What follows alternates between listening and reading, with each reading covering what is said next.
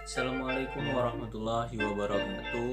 Perkenalkan, nama saya Fadul Huda, NPM 20530210003 dari Fakultas Keguruan dan Ilmu Pendidikan Unila, Prodi Pendidikan Matematika. Di sini saya akan menjelaskan kelanjutan dari pasal yang hari kemarin. Di sini saya melanjutkan pasal 36 sampai pasal 49, yaitu masuk subbab 45 tentang tugas dan wewenang. Langsung saja masuk pada pasal 36, berisikan satu ayat, yaitu yang isinya pemerintah dan pemerintah daerah bertugas yang pertama menjamin kebebasan berpendapat dan berkarya dalam pendidikan kepramukaan, yang kedua membimbing, mendukung, dan memfasilitasi penyelenggaraan pendidikan kepramukaan secara berkelanjutan dan berkesinambungan, dan yang terakhir adalah membantu ketersediaan tenaga, dana, dan fasilitas yang diperlukan untuk pendidikan kepramukaan. Lanjut pasal 37 ayat pertama, pemerintah dan pemerintah daerah berwenang untuk melakukan pengawasan terhadap penyelenggaraan pendidikan kepramukaan sesuai dengan ketentuan peraturan undang-undang perundang-undangan. Dan yang ayat kedua yaitu pengawasan terhadap penyelenggaraan pendidikan pramuka dimaksud pada ayat 1 dilaksanakan oleh menteri dan gubernur, bupati atau wali kota. Masuk bab yang ke-6, yaitu adalah hak dan kewajiban. Langsung masuk pada pasal 38 yang isinya setiap peserta didik berhak yang pertama mengikuti pendidikan kepramukaan, yang kedua menggunakan atribut pramuka, yang ketiga mendapatkan sertifikat dan tanda kecakapan kepramukaan, dan yang terakhir mendapatkan perlindungan selama mengikuti kegiatan kepramukaan. Masuk pada pasal 39, setiap peserta didik berkewajiban 1. Melaksanakan kode kehormatan pramuka, yang kedua menjunjung tinggi harkat dan martabat pramuka, dan yang ketiga mematuhi semua persyaratan dan ketentuan pendidikan kepramukaan.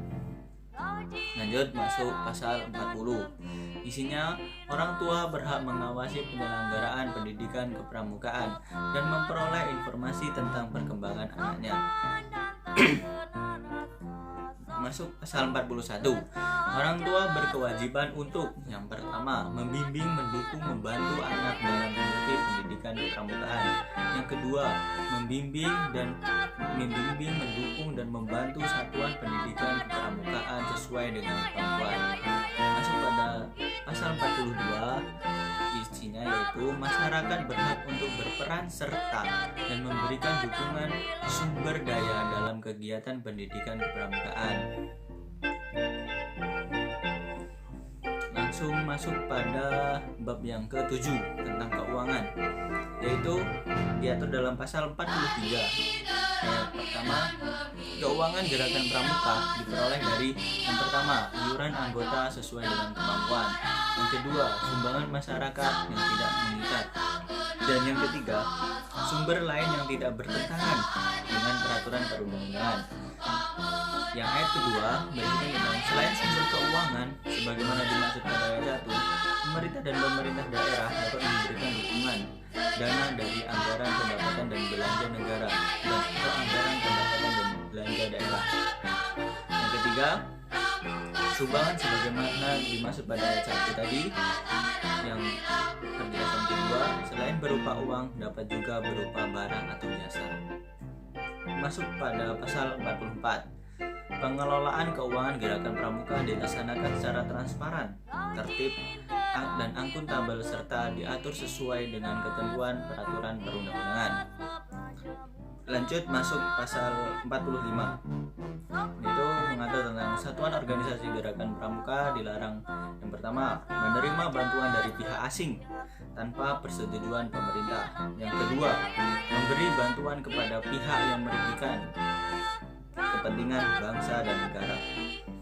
Lanjut pasal 46, yaitu berisi 2 ayat. Yakni ayat pertama, satuan organisasi gerakan pramuka yang melanggar ketentuan sebagaimana dimaksud dalam pasal 45 dapat dilakukan oleh pemerintah, dapat dibekukan oleh pemerintah atau pemerintah daerah. Dan ayat kedua berisikan tentang satuan organisasi gerakan pramuka yang telah dibekukan sebagaimana dimaksud pada ayat 1 yang tetap melakukan kegiatan sebagaimana dimaksud dalam pasal 45 dapat dibubarkan berdasarkan putusan pengadilan. Masuk pada bab yang ke-8 tentang ketentuan peralihan, diatur dalam pasal 47. Pada saat undang-undang ini berlaku,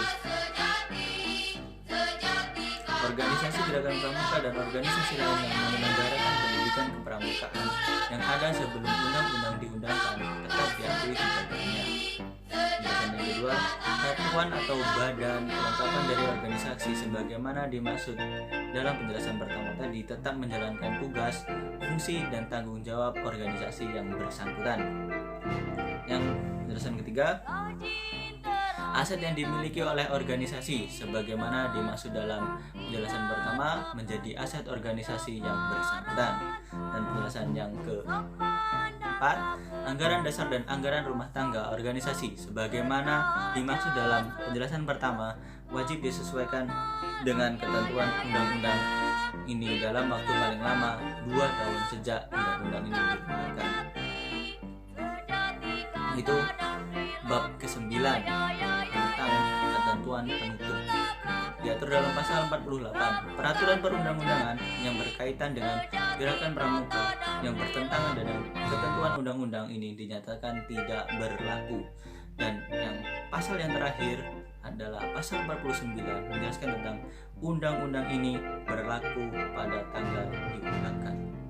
Sekian penjelasan yang dapat saya sampaikan. Saya mohon maaf bila ada salah kata. Saya akhiri. Wassalamualaikum warahmatullahi wabarakatuh.